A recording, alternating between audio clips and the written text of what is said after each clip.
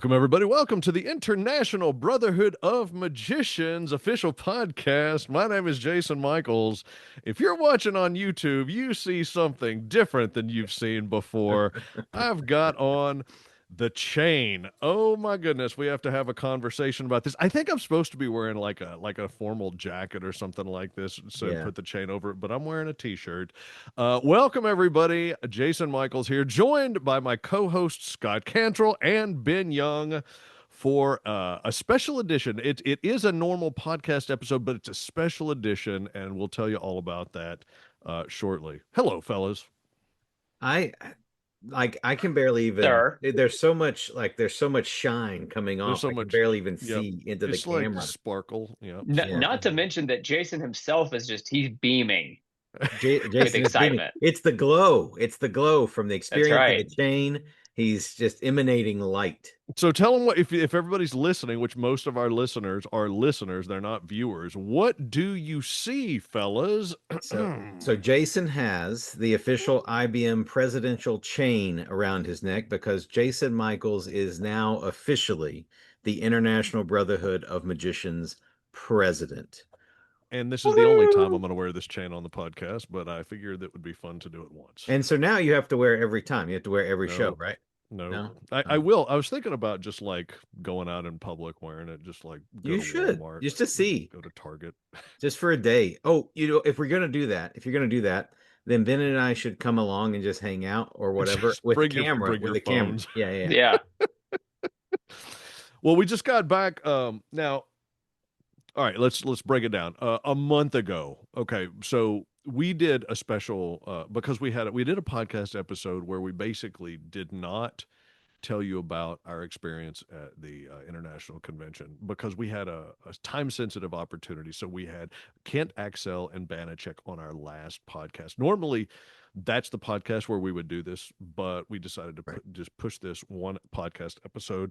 And so today we thought we would bring you just a real short recap. And I mean, we may not even have enough time to do a full recap because we may have to come back to this and visit it later because we have something really cool that we get to share with you. Ben, would you like to tell them what we're going to share with them?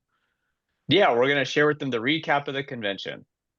Oh, so well done. How do you feel like this is going so far? Yeah, this is going like my presidency's going. While we were at the I.B.M. convention, we had the opportunity to record a podcast live. Mm-hmm. But not just the three of us doing whatever we do for an hour. Yep. We had a special guest that we got to interview. And not only was it a special guest, this special guest reached out to us. Yeah, this was because crazy. They were driving to the convention, listening to our podcast, and thought to themselves, I should be on it. Yeah. Now, to the listeners, if you haven't looked, I'm sure it's in the title of this episode. You may have a spoiler already. What sort of person would listen to a podcast and go, you know what? I should be a guest on that podcast. They should interview me like tomorrow. Not only what kind of person would do that, but then all the podcast hosts would go, oh my gosh, yes, we would love to do that. We have to make it work. We made it work. It was none other than Scott. You want to say it? Yes, drum roll, please. It was, I have the card right here, Lance Burton. Master magician Lance Burton, an icon in our wonderful art of magic. And he has been an icon in our art of magic for decades now. So we were incredibly humbled and appreciative that he wanted to be on the podcast.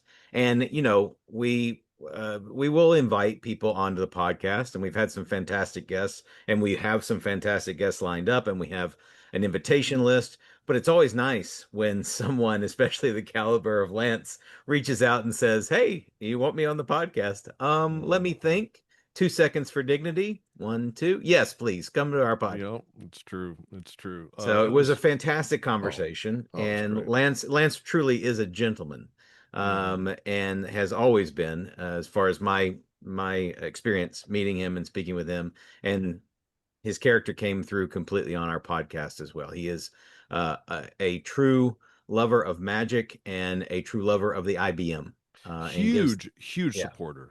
yeah, I gives the mean, community tremendous credit for his success, yeah. and in helping him create those opportunities.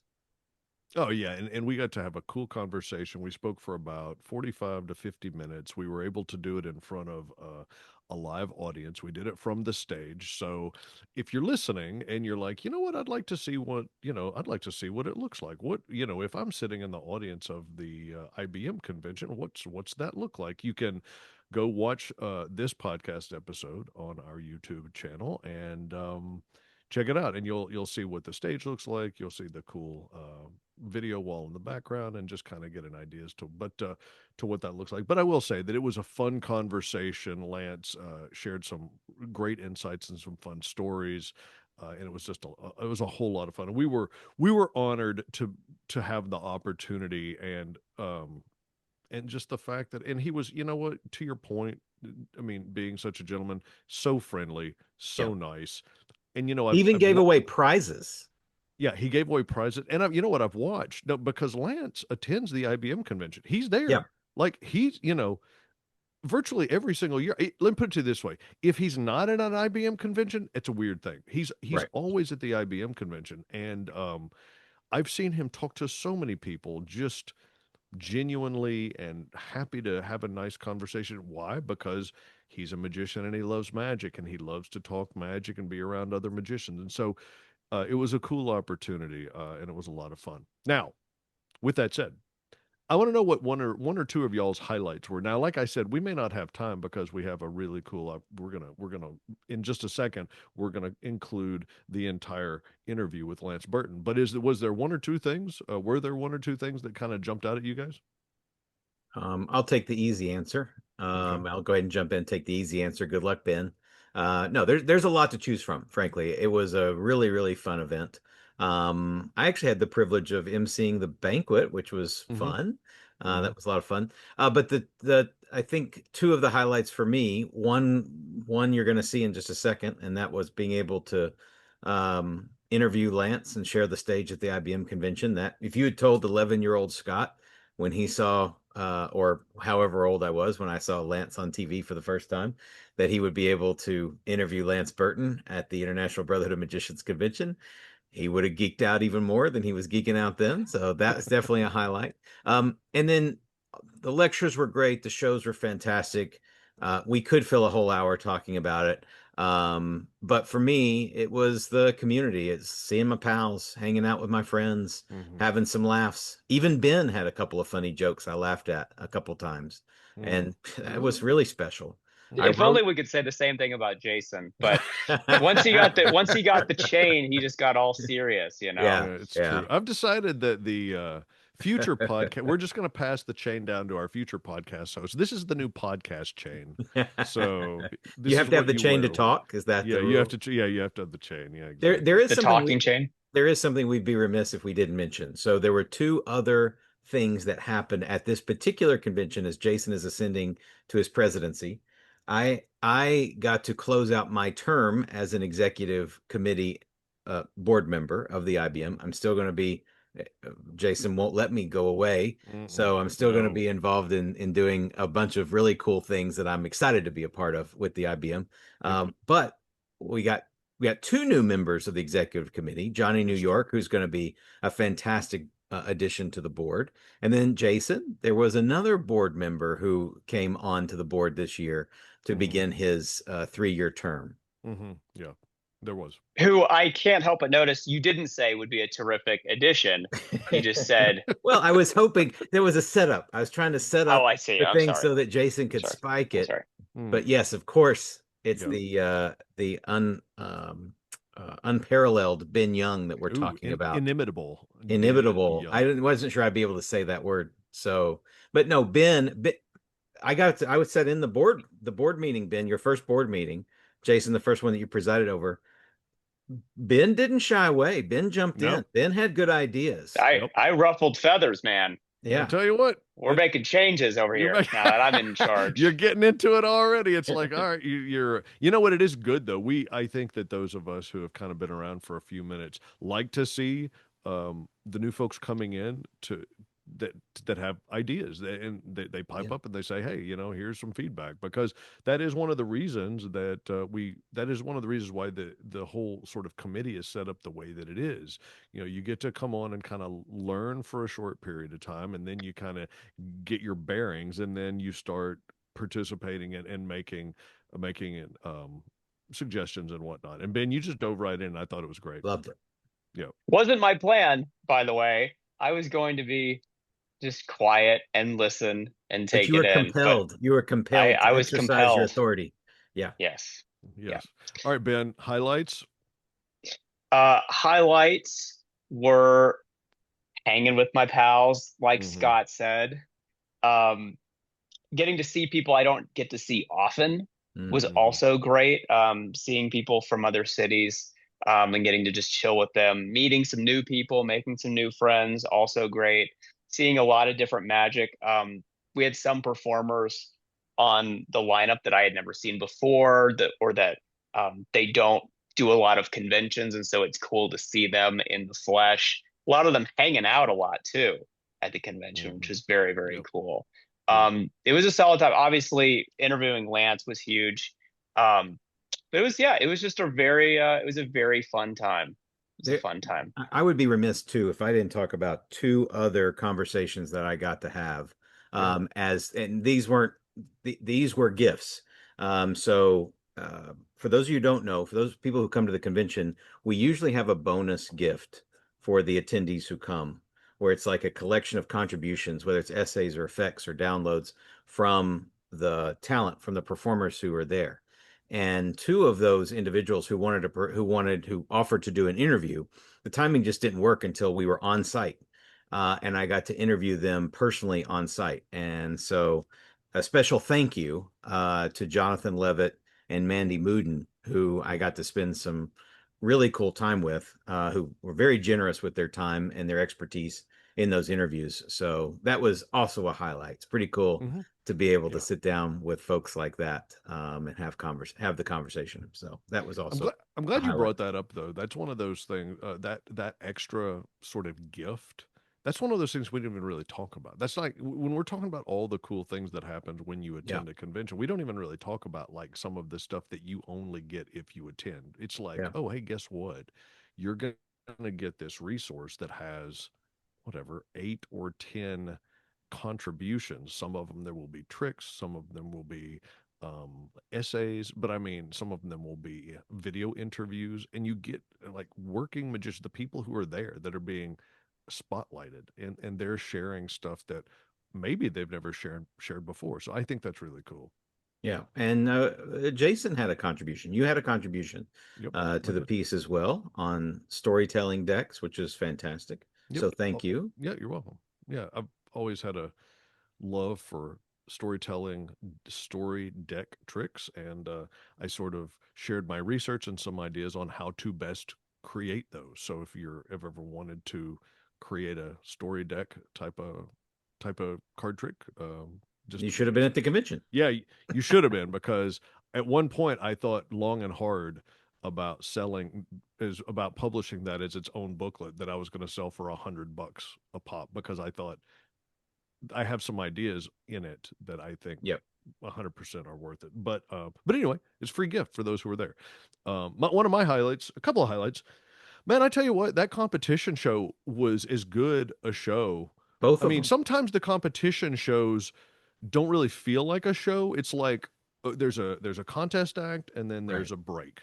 And then there's another contest act, and then there's a break. But that competition show, that stage competition show was killer.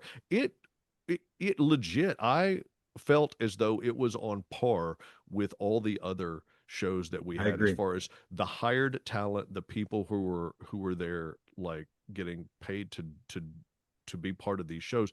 Our competition show was awesome. And in fact, I mean, a lot of the shows really were awesome. We had man, we had our last night, they had to stop because we had so many registrations, and then we also had, because there was still some space in the room available, we opened up tickets to the public, and completely sold out. They had to literally stop allowing people, like they said, no more tickets can be sold. Like there were literally, I hate to say this because I hate the fact that this happened, but I know for a fact that there were at least a few people turned away because that wanted to come in that they couldn't get in because there was no room. And so that's the momentum that the IBM has going for us. And that's what, our convention was just tremendously attended, and it was really exciting. And we'll get into more. You know what? We'll do a podcast episode where we kind of dive in and maybe spend a little bit more time talking about it when just the three of us can, when we just kind of like jam on subjects, we'll spend some time talking about that in the future. But I just wanted to get y'all's take on the convention real quickly before we dive into this Lance Burton interview. Anything else y'all want to share before we do? One quick shout out. The other thing that may look different if you're used to watching us online is Ben's background. And so Ben's background is not fake right now. Ben, tell us, where in the world are you? What are you doing? Are you in a log cabin? It's not an AI generated log cabin that I did just for aesthetics. Trying to, I want to come across as humble, in my executive committee role. Mm-hmm. No, right now I am in beautiful Lake Tahoe. I'm performing at the Loft Theater, nice, which is a gorgeous venue. And so I'm here for the week doing my full one-man show for all of the nice people that come in. And had my first show last night. It was fantastic. And I have another one tonight. Good. We'll keep the fun rolling. Break a leg, man. That's very nice, Scott. Thank you for, well, people are going to wonder, on me.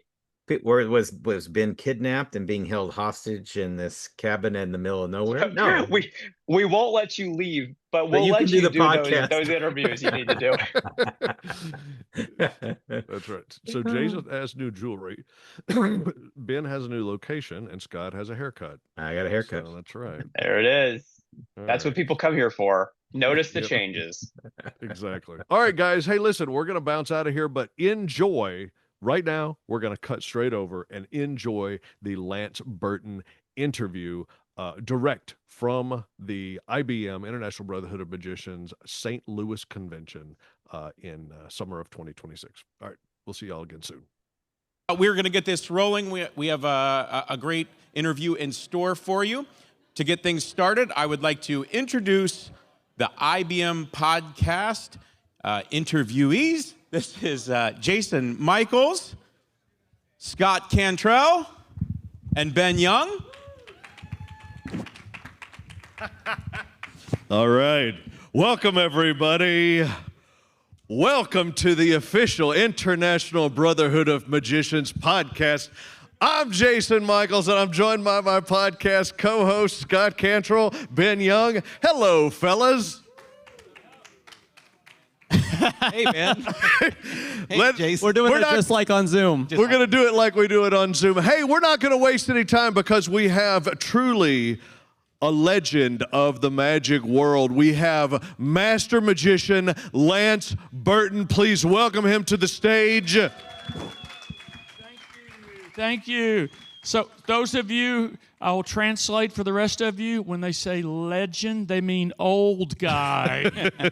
And before we start, I do want to know, I'm hoping we get to audience Q&A at some point. Okay. But I did bring some valuable prizes for the best questions. Oh. So if you sitting in the audience want to ask something, start thinking what you want to ask, because we have this lovely Lance Burton Master Magician beanie. Oh, that's awesome. Great for winter months, and that's going to be a prize. I also have brought a brand new Lance Burton combo keychain and flashlight. Oh, keychain and flashlight. Got the logo there on it, and also the equally brand new Lance Burton 2027 calendar. Now, I just want to say to all of you that do not book your entire calendar online, this is what you need to get for gigs. This is where you record on that calendar when your next show is going to be. First question: are we eligible for the prizes? The staff is ineligible. Your families are ineligible. Less interested. And so the way I wound up on the podcast today was I was driving here to the convention. I left my farm in Adair County, Kentucky. I am driving to St. Louis to go to the I.B.M. convention. I turn on the I.B.M. podcast, and I'm listening on the drive, and they start talking about the I.B.M. convention that I'm driving towards. I'm going, oh, this is great. And they start listening to all that you guys are talking about, all the things that are going to be happening this week. And then, Jason, you said, maybe we should do a podcast at the convention. Please send us a message and let us know if you think that's a good idea. Absolutely. I got to the hotel. I sent an email. I said, yes, I think you should do a podcast from the convention, and I think you should have me on as guest. It was a good idea. I wound up here. That is 100% true. I will tell you that I pulled my phone out and I opened up the mail, and at the top of the inbox it said Lance Burton, and I was like, I don't understand. What is that, a subject line? What is that? And so I clicked on it, and it was an email from Lance Burton. So what can I say? So that is how this all happened, because I was a little reticent. I didn't know if we could even pull this off. So are y'all excited about it? Yeah. Thank you for being here, those of you live. And let me tell you, let me get this out of the way, and then I'll talk about anything you guys want. Here's why I wanted to be on the podcast. I joined the I.B.M. when I was 14 years old. The I.B.M. was a big part of my magic education and my career. I entered the gold medal competition in 1980, and that led to me going back the next year to perform, and that's where Bill Larson saw me and brought me out to California for the It's Magic show, and that led to my first appearance on The Tonight Show with Johnny Carson, which led to my first job in Vegas, and that basically is my whole career in a nutshell. But it started with the I.B.M. My first convention was 50 years ago, 1976, Evansville, Wow. Indiana. I was 16. So the I.B.M. means a lot to me personally, and I don't want to see the I.B.M. go away. I don't want to imagine a day when we don't have the International Brotherhood of Magicians. 25 years ago, we had 15,000 members. Today, we have about half of that. So you can see where the trend is going. What we need to do is, we're losing the old guys, are dying off. We need to get young guys so we can get that graph going back up. We need to replace the members that we're losing through attrition. So I'm not just pointing out a problem, I also have brought the solution. 100%. So here's the solution. I've been crying out in the wilderness for the last several years, and I kept thinking somebody should do something, and then I remembered, wait a minute, I'm somebody. I can do something. That's right. So this is what I do. When I go out now, I don't do 500, 600 shows a year anymore. I'm retired. But last year I did 13 shows. This year, maybe we'll do 15 to 20 shows. But every time I do a show, I bring with me a stack of applications for the International Brotherhood of Magicians. And you guys can find them right out here on this desk. Cindy has a whole stack of them. Grab a few, put it in your magic case, because how many times have you done a magic show and people said, hey, how did you start in magic? There's your door opening for you. Absolutely. How did you start? And I do a little pitch at the end of my show just before we go into the finale, and I'm going to tell you exactly what I say to the audience. Can they use something similar? You can use this verbatim if you want. And I'm going to stand because this is how I do it in my show. I say, magic is the world's greatest hobby. There are thousands of magicians all over the world. The vast majority of them are not professional magicians. The vast majority of magicians are amateurs, people that do magic because they love it. They perform it for their friends at work or their friends at school or their family or their grandkids or their teachers, and they do it because it makes them feel good, it makes their audience feel good.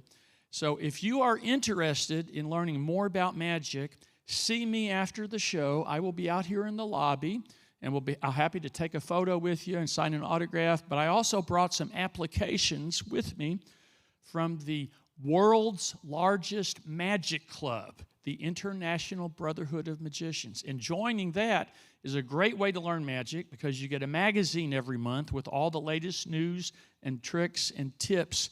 So see me after the show. I'm happy to talk to you. And that's all I say. That's great. So you know, when I'm performing a show, there's usually, let's say, 1,000 people. We did a show a couple of weeks ago out in California. We had 3,500 people. Wow. So in instances like that, I will get at least a handful of people ask about this after the show, and sometimes 10 or 20 people. It just depends on, you know, the day and the time and the audience. Yeah. But I am passing out anywhere from 3 or 4 to 20 applications per show. And I don't know if all of them join, but let's say half of them do. Yep. That's still, I've signed up a good number of members over the last 4 or 5 years. And my point is this: you can do the same thing. Anybody who's a member of the I.B.M. who does shows, whether it's close-up or parlor or stage, if you have this with you, or at least have the website, themagician.org, right, somebody asks you about magic, you can give them the pitch and hand them this, and hopefully we'll build up our numbers. So I've said my piece, and I hope Thank you for you'll take it coming. in the spirit it was intended. I love it. So first off, if you think about how many times and how many applications Lance is handing out, that's significant. But I also want to point out something that to me is a big deal. A lot of us start at the beginning, and then we figure out whether we're going to make it a profession or wherever we're going to go. But when so many people, okay, it's a very small club. When you hit the pinnacle of the magic world, how many people just kind of forget where they come from? You know what I'm saying? Lance Burton is here saying, hey, this is important to me, and it helped me get where I am today. How about another round of applause for that? That's what I'm talking about. Thank you. So we were so excited. I met with the guys, and I was like, hey, we're going to do this podcast after all. And they're like, okay, cool. And I'm like, and Lance Burton wants to be the one that talks to us. And I was like, what are we going to talk to him about? And they just came up with a list of things they want to ask you great. about. Scott, do you want to jump in on this? I'll jump in. Lance, you got started when you were very young. Yes. What was an early lesson, maybe from an early mentor, that you learned that has stayed with you throughout your entire career? Because we have magicians of all ages here, but obviously any advice and mentorship that you received early I know could help all of us. Oh, mentorship. Yes.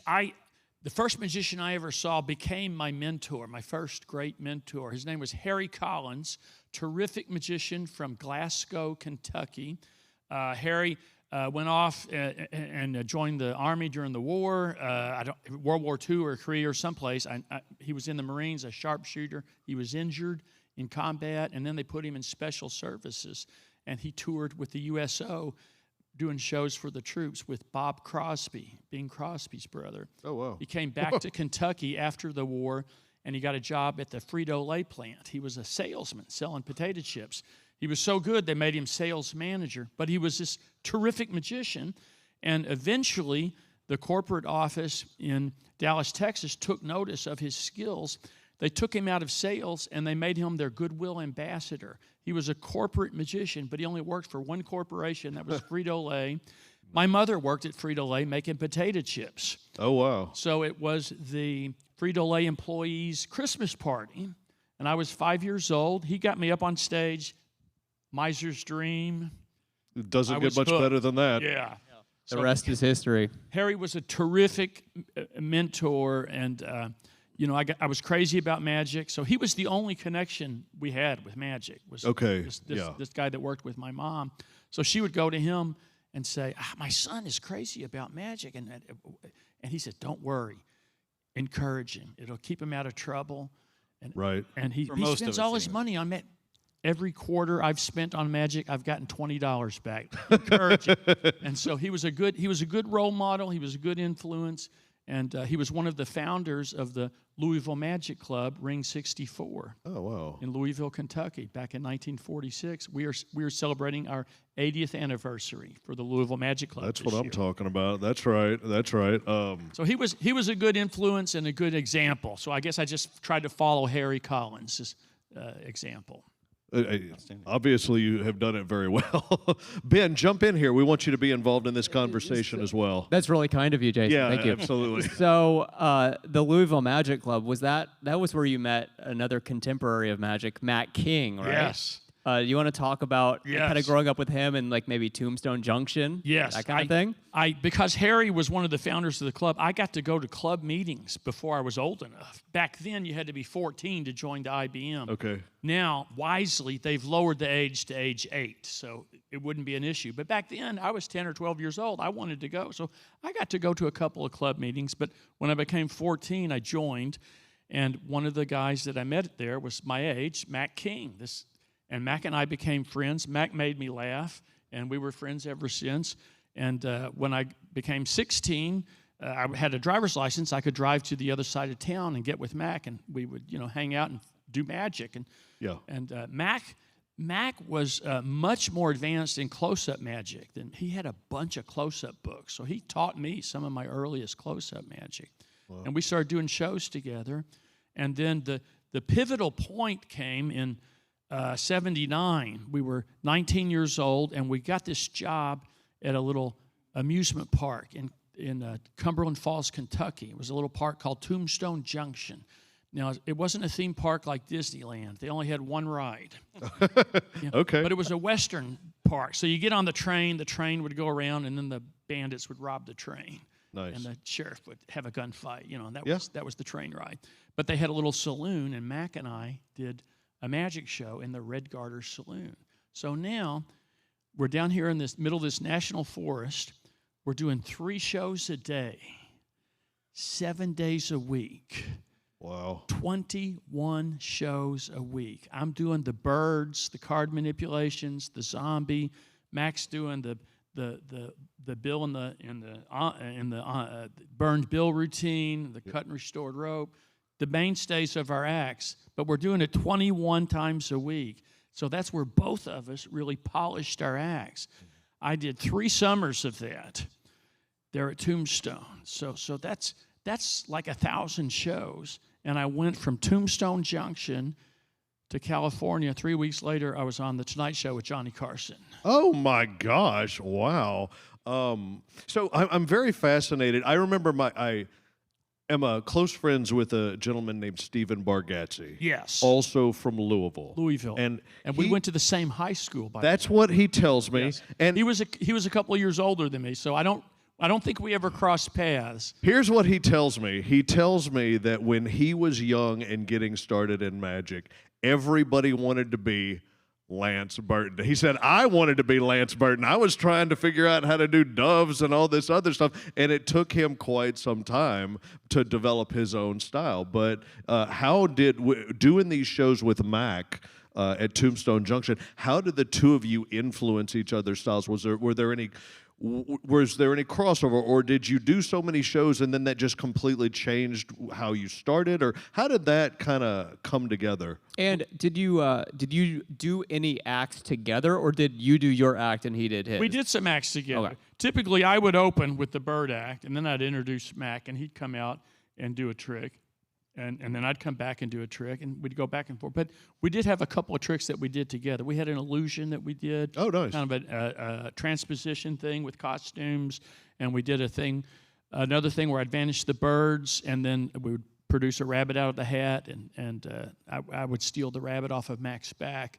And so we experimented, all kinds of crazy ideas. It was a great for both of us. And we kind of coached each other, At night, we'd sit around and try and think up ideas. Yeah. And, of course, a lot of them were bad ideas. But you try them. Right. Okay, that didn't work. You could go through 10 things that were bad ideas, and then you'd find that one that was great, and you'd go, oh, that's a keeper. Well, actually, Lance, to that exact point, I wanted to ask about your creative process, because the routining that you've done, obviously, the act that we all know and love, is just beautiful. I know that came over a period of time and evolved. But as you create material, as you create a particular routine or particular effect, what is your process for development from ideation all the way to implementation? That's a great question. You would win a prize for that question if you weren't on the panel. That's a great question. No, we'll save it for the audience. We'll let you look at the beanie. I can hold it for a minute. You can touch it once, and that's enough. Okay. That's all. All right. You can touch the beanie. So everything that I came up with that we used in the live show or the TV special, they all had a different path, but the main answer is I'd always keep my eyes open for things. For instance, I always liked the idea of the Thurston trick, the eggs from the hat. Wonderful. You're a little boy, little girl up, you have a hat, you start producing eggs, and you try and hand, and the idea is the little boy is supposed to hold the eggs, and he gets an armful of eggs, and he drops eggs. Okay, so this is a trick that was invented by Thurston, and then he traded the trick to David Devant in England for, they would swap illusions because they weren't working each other's territory. So you had the #1 magician in America doing the eggs from the hat. You had the #1 magician in England doing the eggs from the hat. It was a very popular trick. A lot of magicians started doing it, and then after they died, went away. Right. Nobody in my generation ever saw it, but I read it in the books. And so I always thought about it. I always had it in my mind. And it's in the Tarbell course in magic. Right. You can find it in Tarbell. So I had notes on it in my notebook. One day I was reading a book. It was a history book on magic. And the author, I can't remember who the author was, but he wrote, I saw this magician in New York at this little dime museum. And it was kind of a rundown place. And the magician, well, he was getting up along in years. His tuxedo was a little threadbare. He didn't speak that well. His elocution wasn't very good. But he did this trick where he got the little boy and girl up and did the eggs from the hat, and it killed. The audience went crazy. I read that, and I thought, this must be a good trick. Yeah. So my idea was to do the eggs from the hat, and then at the end produce a chicken from the hat. So I didn't have the chicken part down, but I put together the eggs from the hat, and I did it. I put it in it when I was at the Hacienda Hotel. And it's a great trick because no matter what happens, the audience screams with laughter. If the little boy is able to hold all the eggs, they love it. They give him a big hand. They laugh and they applaud. If he drops the eggs, it's even better. They scream every time an egg drops. There's a roar of laughter. It is just like this great hidden thing, and I loved performing it. And then I added the chicken thing just, to satisfy myself that I added something to the trick. But so that was a long process. That what I've just described, that was like a 20-year period. Wow. Of that. Number one, I think that goes to as we develop our material and as we develop our style, we oftentimes think to ourselves, I should have been able to do this faster. But it's natural for these ideas that come to us. It takes time. But you describing that reminded me, I'm pretty sure you did the eggs from the hat on one of your television specials. First TV special. I did the eggs from the hat. So it's out there now. I remember watching it. I remember laughing, and then years later, when I was asked to do a family show, I remembered it, and I was like, I gotta figure this out. I have to figure this out, and it's fantastic. The other lesson, of course, is the best ideas sometimes are the oldest ideas, right? And the best secrets are hidden in books. Yeah, it's true. It's true. I had a number of things right out of Tarbell that were in my show in Las Vegas. Yeah, Tarbell is. If anybody always asks for a book recommendation, I always say, if you don't have the Tarbell course in magic, you're missing out. Yeah, it's true. It's true. Ben, what else you got, my friend? I'm just sitting here thinking about how crazy it is that we're interviewing Lance Burton right now. What's funny is that I said, Ben, you have to be part of the podcast. And he was like, I don't know what I can bring to the podcast. And now a year and a half later, we're all sitting here with Lance Burton. It's a blast. And we still don't know what Ben brings to the podcast. We're still trying to figure it out. It's a process. It's a process. Lance, I want to go back to your television specials because those were incredibly important to me growing up as a magician and seeing you on television, the quality of the work, the astonishment it created for me. Talk a little about how those specials came to be. I think one of our previous guests on a previous podcast interview was Bob Jaffe, who I think was one of your executive producers on television specials. Yes, he was. So it's a great episode to go back and listen to. But talk a little about those experiences and maybe tell the roller coaster story. Because it was, again, that was a learning curve, learning how to do a TV special.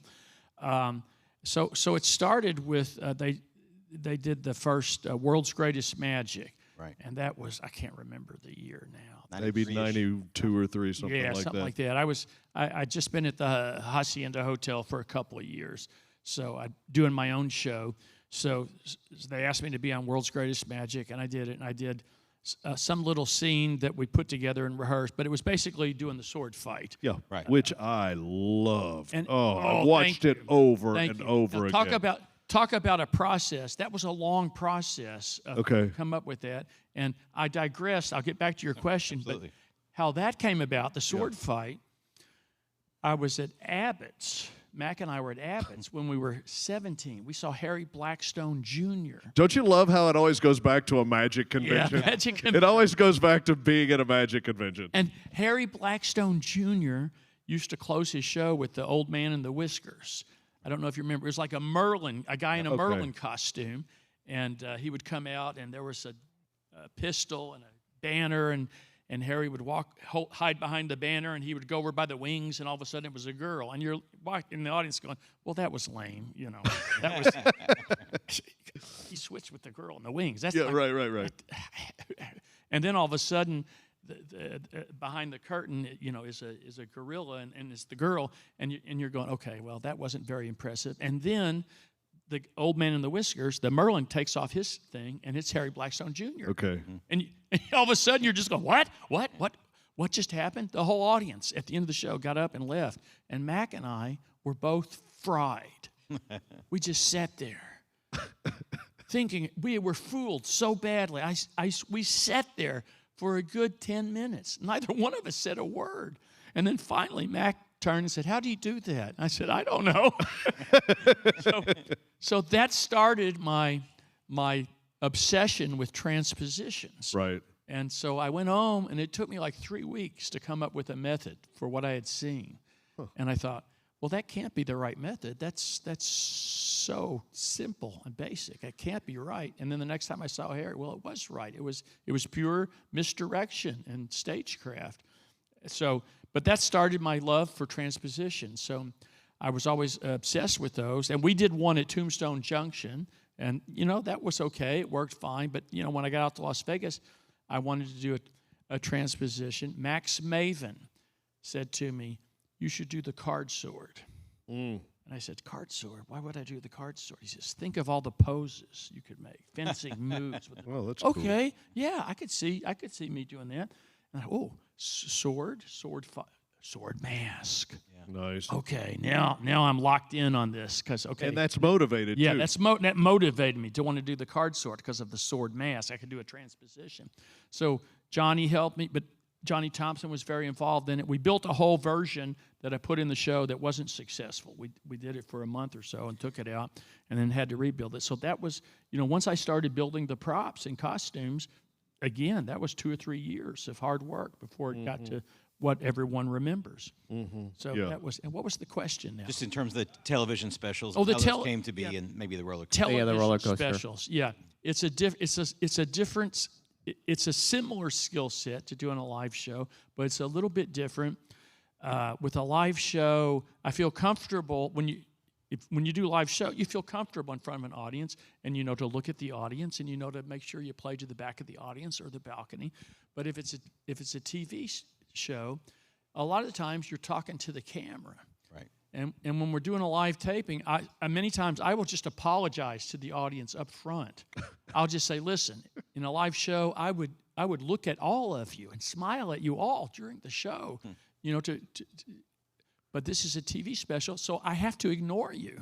And I have to talk to this, you know, metal machine here, and you have to look right down the barrel of the gun. You know, and here it's back here. Yeah. So you have to, you just have to, all your energy, you have to look right down the barrel of the gun and just talk to the person at home. So amazing. that's the main difference. That's awesome. That's awesome. Tell me, I there are a lot of magicians who get into magic as close-up magicians. They purchase because it's easy to purchase a deck of cards at a store. Sure. And you can learn. You can buy a book like Royal Road to Card Magic, and then all of a sudden you're off into the world of magic. Absolutely. And I often talk to magicians, and personally, I started with close-up, but then I got comfortable on stage. And I often say, being a close-up magician versus being a stage magician are completely different skill sets. Yes. So would you talk a moment Yes. about just what it takes to be comfortable on stage, to be able to communicate well? Yes. If you get a new job, whether you're working in an office or you're a clerk at a store, first day at the job, you're going to be nervous. But the 100th day, you're not. Right. Okay? Same thing on stage. First day on stage, you're going to be nervous. Right. And if you do it every day, after 100 days, you'll be completely relaxed. Mm-hmm. But most of the time, we don't do it every day. You know, you do a show, and then, and then it's 2 weeks later. Maybe you got another show. Mm-hmm. Maybe it's a year later. So you never really get comfortable. But it's that repetition. So the main key to being good at any kind of magic is that repetition, that flight time, doing 1,000 shows. And this was the question that was in my mind my entire life. How do you develop a great magic act? How do you become a great magician? What is that process like? Every time I met a great magician, I asked them this question: how did you develop your act? Where did it come together? They all had the exact same answer. I asked Jeff McBride. He said, there was a little club in New York called Club I.B.M, and I did 2 shows a night, 7 days a week, and they paid me $100 a week. So he did 1,000 shows there in that club. Johnny Thompson, same thing. He had a place in Chicago. He was doing the show. I had Tombstone Junction. Eugene Berger had a restaurant where he was doing show after show every night. And so I developed this formula that, it takes 1,000 performances in front of strangers to develop a professional act. And that's really the key. That's outstanding, and I think it should go without saying, but I will point out the fact that when you're a young magician, that doesn't mean a young person. That just means a beginning magician, and you're looking for those opportunities to perform. You don't have to always look for the dollars, because making the money is not always the valuable thing. Yeah, when I was young, I never walked away from a gig because of the money. I didn't care if they paid me or not. You know, I did shows for free. I would volunteer to do shows. I just wanted an audience. I wanted to do my act, and in front of an audience. Was your experience? Were your first experiences were on stage? Did it begin with manipulation, or were you? How did that? Do you recall? I mean, I'm sure that when you were really, really young, you were doing just whatever. Yeah, I had the magic sets. I had the Adams magic set, and when I started doing shows, maybe I was 10 or 12. I had I had the little Charles out of my hat, little hat with a rabbit puppet. Yeah, sure. Found the card. That was a great trick, and I recently went back to that because I had I do this back to school event back near my farm. Every year. The mayor gets all this stuff donated for the kids, school supplies and stuff, and we do it in food. We make like a little thing out of it, and we do a magic show. So they've seen all my tricks, so I had to have new material. So I got one of those rabbit, and I brought that back, so that was fun. So I had that, and I had a lotta bowl. Oh yeah. Yeah, and I had a square circle, and I had a couple doves. I got those when I was about 14. Okay. And a dove pan, but I was always interested in a dove act. Right. But there weren't many books. That's a good point. There was a little book called Come Out Flying. And then when I was 16, my first magic convention, I bought the brand new Encyclopedia of Dove Magic. Ian Adair. There you go. Ian Adair. Well, wow. That's actually a great segue. This fall, the I.B.M. is publishing a tribute book to Ian Adair, 6 decades of magic and invention. And so it's so cool to know that a lot of your work came from those books. Ian Adair and I became friends the last 10 years or so. He passed away last year. Just recently. The last decade or so, we were pen pals. We were emailing each other back and forth, and I thought I was finally going to get to meet him. I did Blackpool in 2020, just before COVID hit. Yeah.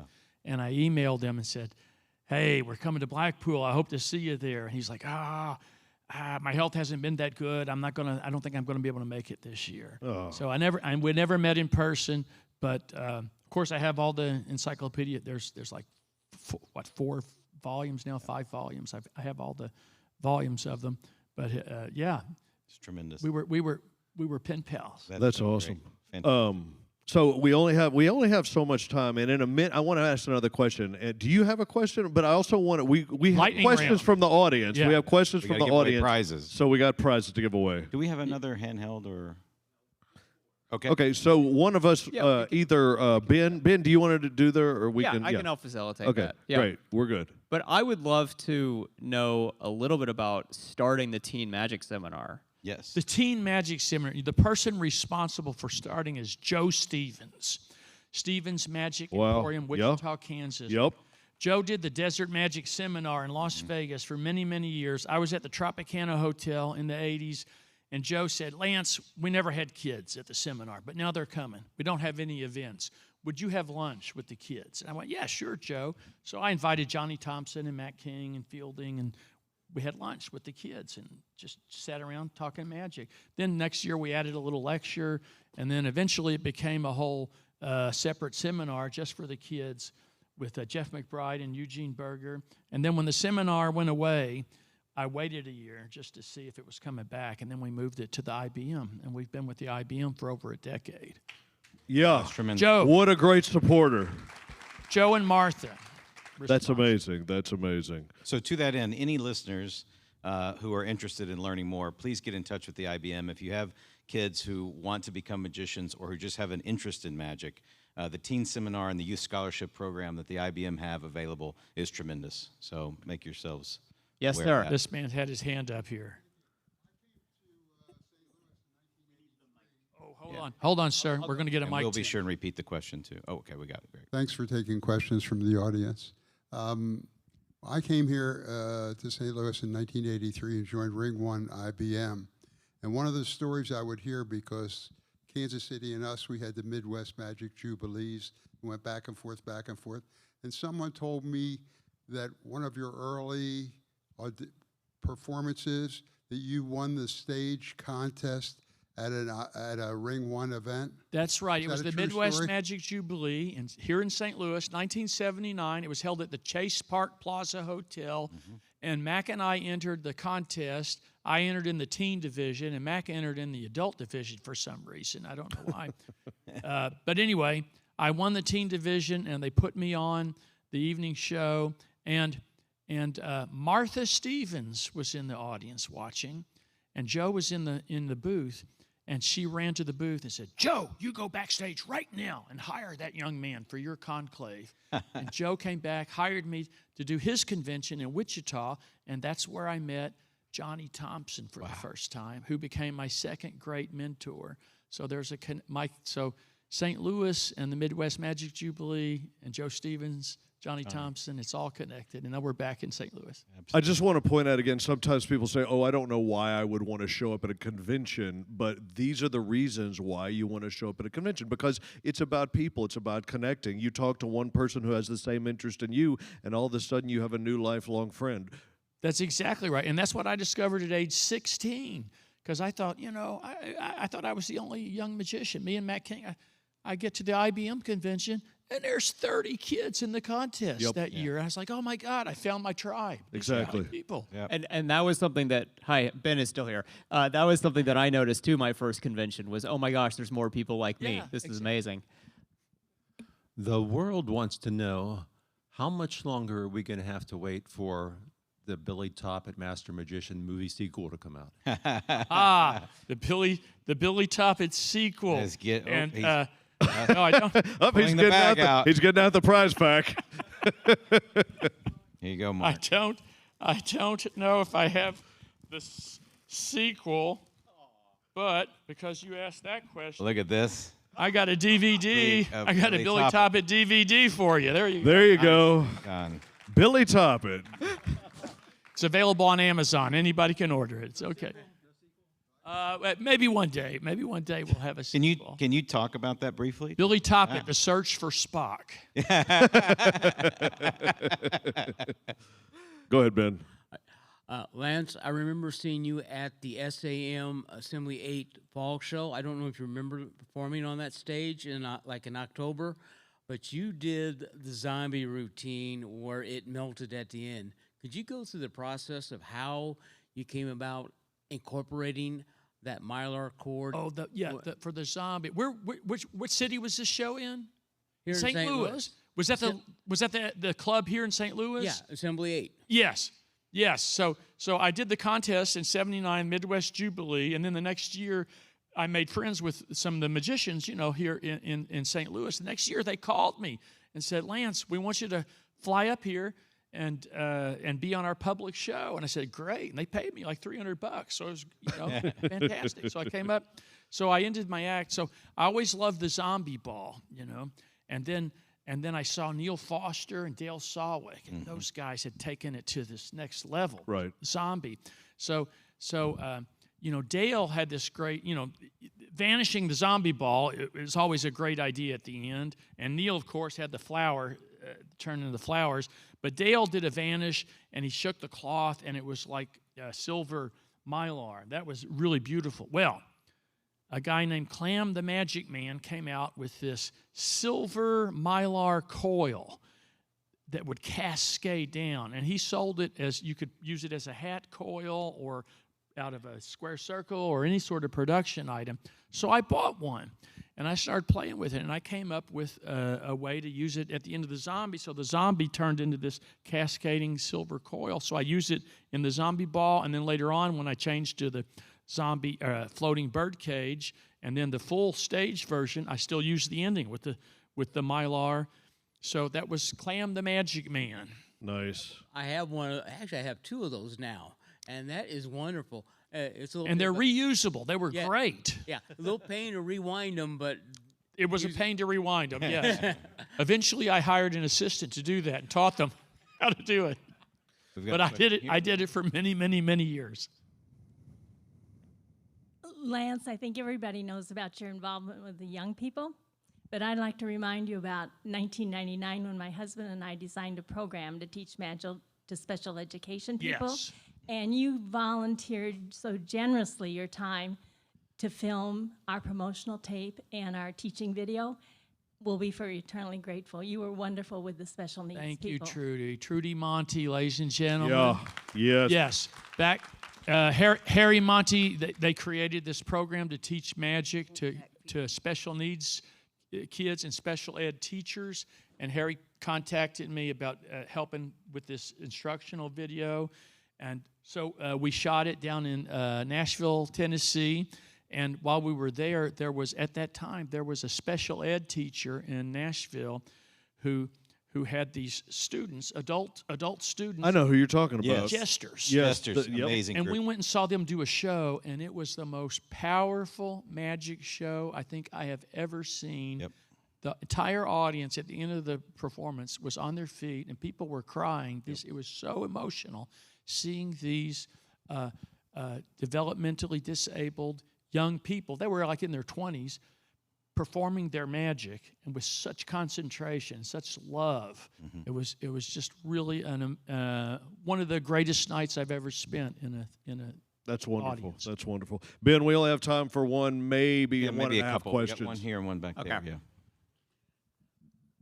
I come from a large town of 110 people. When I moved in, it was 10% population growth. And my church is trying desperately to find things. My church is trying desperately to find things for the young kids to keep them offline and to make it productive time.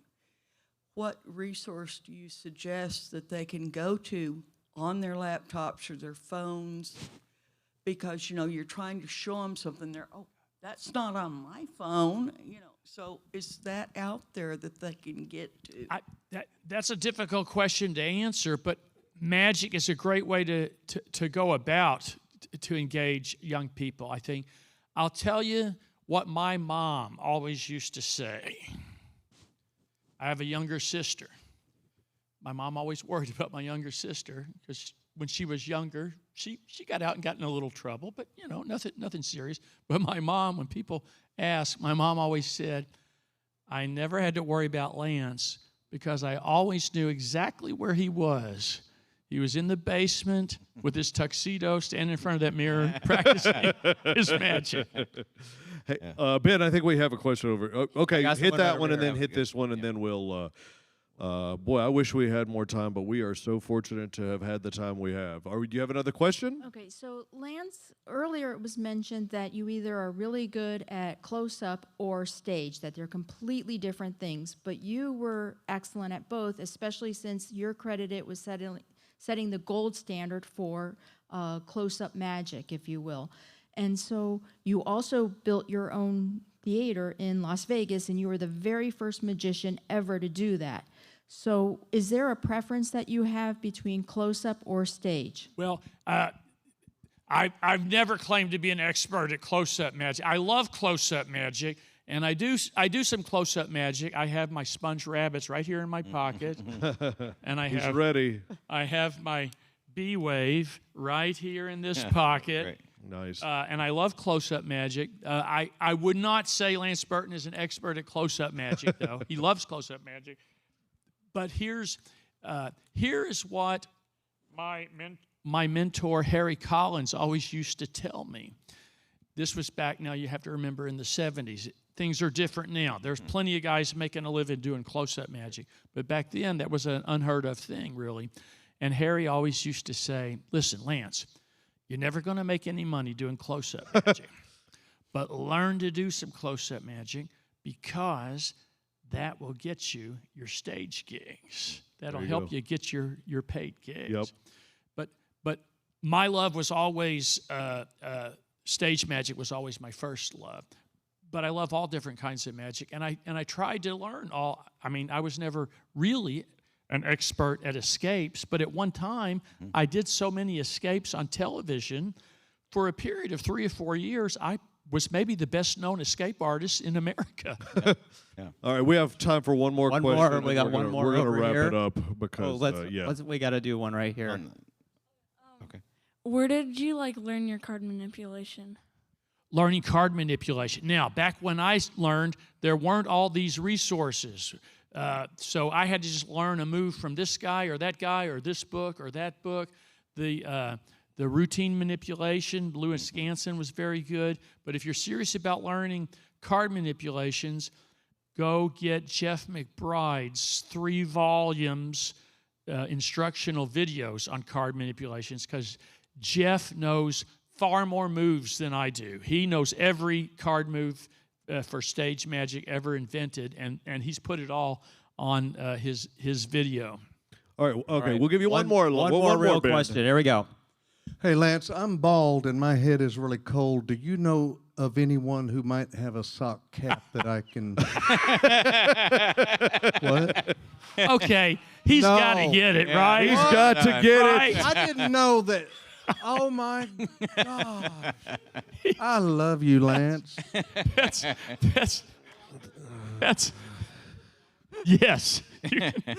All right, hold on. Whoa. Oh, easy. Okay, all right. Do it. Lance is off the stage. Do it.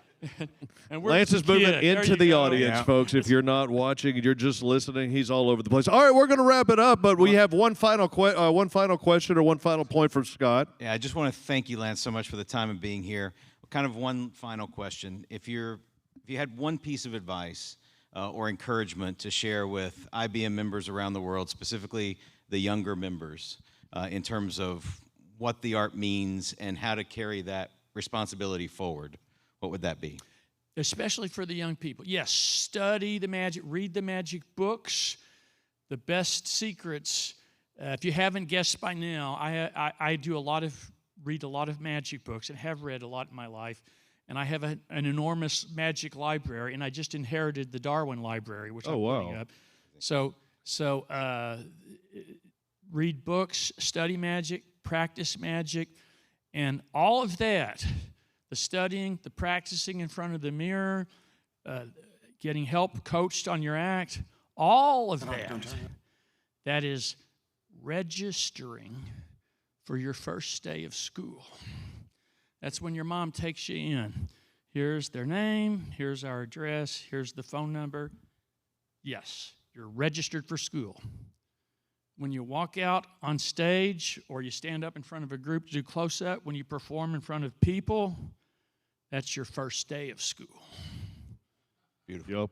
Outstanding. So Let's give a big round of Lance Burton, applause to everybody. Lance Burton. Thank you, everyone. Friends, if you are interested in learning more about the International Brotherhood of Magicians, please visit magician.org. That is magician.org. And next year, we're going to this IBM convention where this interview took place.